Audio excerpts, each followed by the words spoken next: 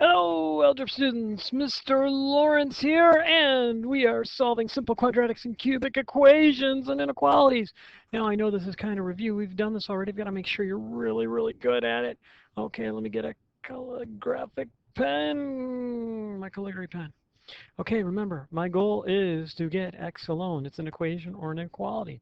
I'm going to follow the same basic procedures to solve both equations or inequalities, but I'm going to remind myself that if I ever, in an inequality, multiply or divide by a negative, the inequality will change direction. I do know this is review, but I want to make sure you have this very well because it's going to be on the test next week. Yeah, I said there's a test next week. I think honors is going to have a test on Tuesday, and I'm thinking that second and eighth periods are going to have it on Wednesday. Yeah, if all goes as planned, but it's a middle school, so nothing ever goes as planned. But remember, we're going to listen to Saddam, and in some cases, we'll actually listen to sad me, right? We'll undo subtraction and addition, then we'll undo the division multiplication, and then we'll undo the exponent. And how do we undo exponents? With roots. Yes, with roots.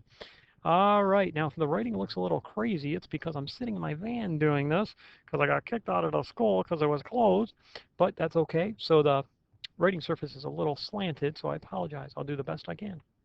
All right, problem number one. I'm getting ready to solve. Oh, uh-oh, danger, Will Robinson. I think we're still recording. I hope so. Let's see. Am I still recording? Yeah, there we go. Sorry, the computer acted really funny there. Apologize for that. So let's see. Good. So let me get back in pen mode. And I need to get rid of the 3, the exponent of 2, and the 5. The 5 is attached by subtraction, so I'll get rid of him first. All right, and I will add 5 to both sides. And when I do that, I end up with 3x squared equaling 48. Now I have to get rid of the 3 because it's attached by multiplication, so I will divide on both sides. And when I divide on both sides by 3, I get x squared, and that's going to be equal to 16. Now remember, to undo a square, I take the square root of both sides. And please remember that the answer is not 4. The answer is positive 4 or negative 4 plus or minus 4 because 4 times 4 is 16, but so is negative 4 times negative 4. Many, many answers have, many square roots have more than one answer. The only one that doesn't is 0 of the ones that have real numbers. And if I ended up with a negative, I wouldn't be able to take the square root. It would be an imaginary number. Okay, now I'm going to move on to problem 2. And I notice it's an inequality, so I'm going to think I'm going to have to solve. I'm going to look to see if I multiply or divide by a negative. It looks like I might do one of those. And I'm going to graph my solution. So looks like the 6 is attached by addition because it's a positive. So I'm going to subtract 6 first of all from both sides. Doing so, don't lose your negative. This negative right here is attached to the x cubed to the 5th. All right, so when I do that, I'm going to have a negative x cubed divided by 5. Did I say negative x cubed to the 5th? Excuse me, I meant divided by 5. And that's going to be greater than or equal to 12. I haven't multiplied or divided by a negative yet, so I will not change the inequality. Now I want to get rid of the 5, and I'll tell you what, I'm going to do in one fell swoop. I'm going to get rid of the negative and the 5 at the same time. I'm going to multiply both sides by negative 5. Why multiply? Because the negative x cubed is being divided by 5. So if I multiply by a negative 5, I'll take care of the negative, shoop, shoop, and the 5s will take care of each other. And I will have x cubed on the left-hand side. My inequality will flip because I multiplied by a negative, and I'll have 12 times negative 5, which will be negative 60. Now, 60 is not a perfect cube. How do I know? Well, what's 1 cubed? It's going to be 1. 2 cubed is going to be 8. 3 cubed is 27. And then 4 cubed is 64. I know my answer is going to be pretty close to 64, excuse me, to 4, high 3s, but I'm not sure how high. The little technique I use for doing squares doesn't work on cubes. I'm still thinking about a good way to effectively figure out a cubed root without just totally guessing. But I do have to undo the cube, so I'll take the cubed root of both sides. Okay. And so in this situation, I'm going to have that x is going to be less than or equal to, it's not going to be plus or negative, it'll just be the cubed root of negative 60. And I know that's going to be in the high threes. When I go to show that on a number line, I should probably move my problem down a little bit here. Let's see, let's move this down, move that down, get a number line going on here. Um, Whoa, that's what I mean about an uneven surface. Okay, negative 4 would be here, negative 3 would be here, and I know that this is going to be close to negative 4, so I'm just going to kind of fake it and go like this. The cubed root of negative 60, cubed root of negative 64 would be negative 4, right? Because negative 4 times negative 4 would be 16, times negative 4 would be negative 64. So it's going to be somewhere around there. It's equal to, so I'm going to have a nice closed circle right there, right? And then I need numbers less than that. The numbers less than that will be to the left, so I'll shade that way. All right, let's move right along and go on to number 3 here. I'm going to do number 3 by division. I'm going to divide first because I notice that I have a 3 out front here and I have a 33, a multiple of 3. A lot of you are thinking, hey, I'll distribute. You could, but if I divide by 3 first, that will make my number smaller. So the 3's will cancel, leaving me with 4x squared minus 5. That'll be less than or equal to 11. I'm not going to flip the inequality because I didn't divide by a negative.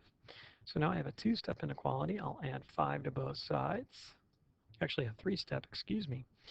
And I will have a 4x squared, which is going to be less than or equal to 16. I'll divide by 4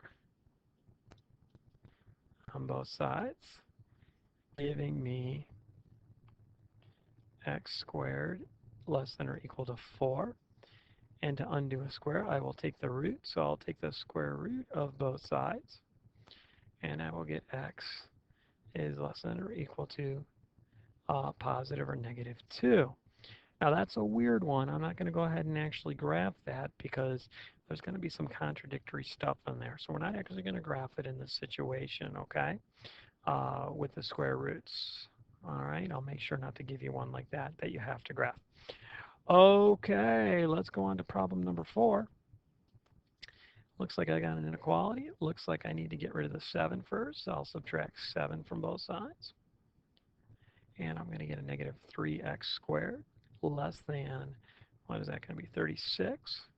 Now I'm going to divide both sides by negative 3. Negative 3. So x squared is going to be less than or equal to negative 12. And in this problem, oh, my inequality should have flipped, except we're going to have a problem here. Let me make that greater than or negative, greater than negative 12. Well, this is also a weird situation. Normally you'd want to take the square root of both sides, but you can't take the square root of a negative.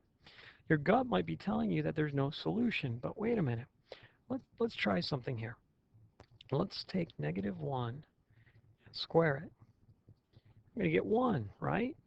Is 1 greater than negative 12? It sure is. So there must be some solutions. What happens if I square 0? Well, I'm going to get 0. Is 0 going to be greater than negative 12? Yeah, it is. Okay. If I square a positive, of course that'll be greater than negative 12. What if I square a really big negative, like negative 100? If I square that, aren't I going to get positive 10,000? So you see, no matter what I pick for x, I'm going to get another number greater than negative 12. This is a situation where the answer is all real numbers, the entire number line. I won't make you graph the entire number line. If you wanted to, what you would do is like this, and maybe, you know, show a number or two. Okay, if you wanted to, and then you could take a highlighter and go like this and graph the entire number line. Oops, it changed on me. Sorry about that. So something like that and something like that, showing that the whole number line is the solution. Any number from that real number line works. Okay, let's look at number 5. It's an inequality with some fractions in it. I think first I'm going to multiply to get rid of my fractions. So I'm going to multiply through by 6. It's the smallest number that I can multiply through by that will get rid of both of my denominators. Oop, that's a cube there, sorry. Minus 1 times 6. I'm distributing on the left-hand side. And I'm going to have 43 6 times 6 over 1. Okay. I'll do the right-hand side first. It's just going to be a plain old 43. The inequality did not flip because I didn't multiply by negative. Oops, silly me. Negative 1 times 6 is not negative 16. Now here, 3 is going to go into 3 once. It's going to go into 6 twice. 2 times 2 is 4.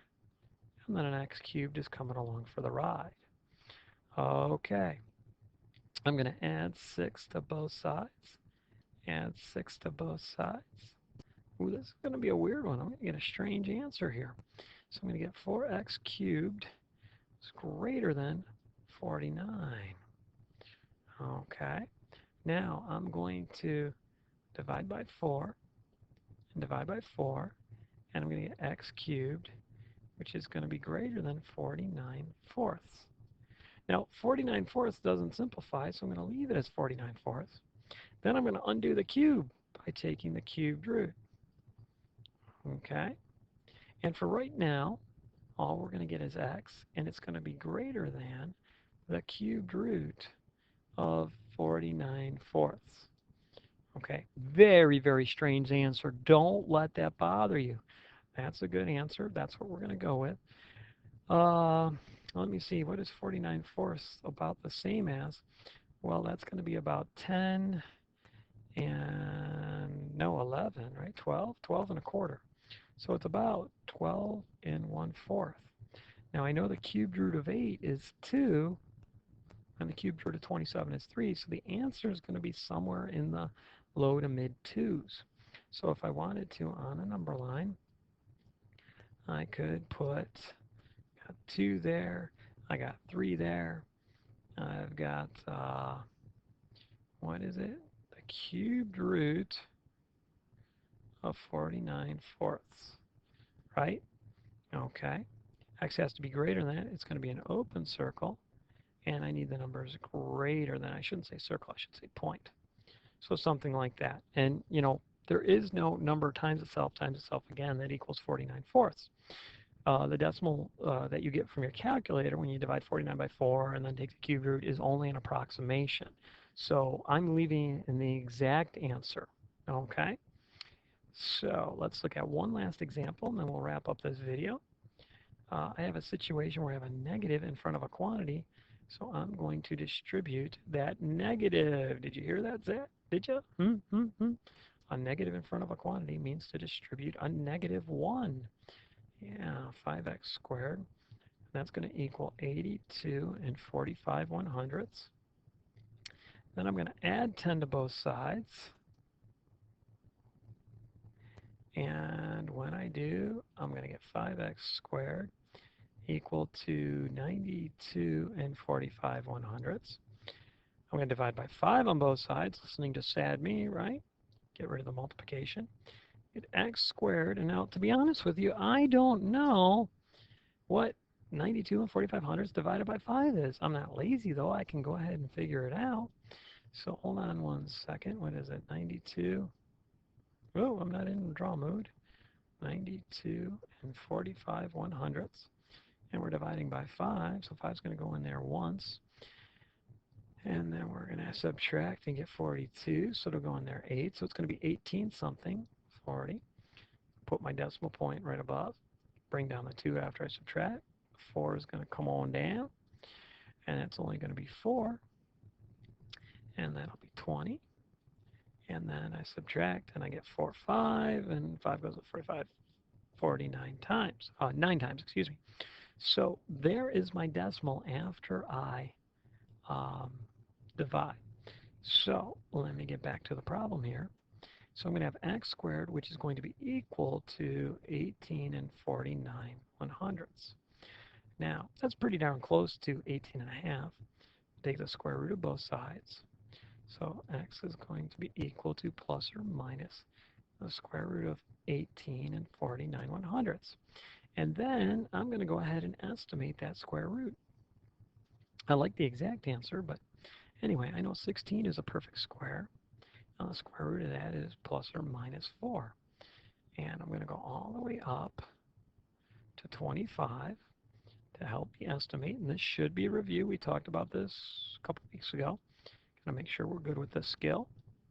And 22, square root of 23, square root of 24, square root of 25. If you're wondering why I chose to go from 16 to 25, it's because 18 and 49 100ths would be between this perfect square and this perfect square. And I'm going to use that information to help me estimate its value. All right, so I'm going to find the median. Looks like there's 10 pieces of data, 3, 4, 5. So the square root of a number in between there, like 20 and a half, would be plus or minus 4 and a half, approximately. And then I'm going to find the median of the first half, and this is going to be 4 and a quarter, plus or minus. Now I know this 1849 is going to be like in between here. So I'm going to want to pick, I'm not going to want to pick 4 and a quarter. It's going to be a little bit more. I'm going to say that the square root of 18 and 49 100ths is approximately equal to plus or minus 4 and 3/10. And if you punch that in a calculator, that's exactly what you're going to get. Well, not exactly, but it's going to be 4.3 something, something, something. I shouldn't say exactly. It's only a decimal approximation. There is no square root of 18 and 49 100ths. Okay, so I'll say x is approximately equal to, what did I say, about 4 and 3/10. And I use the wavy equals. Okay, this should be a review. It shouldn't be that big of a deal. If you're having trouble, please ask. There's help Wednesday night. There's help Thursday night. A lot of times I help at lunch. Please ask. All right. Mr. Lawrence signing off. Have a good night, everybody.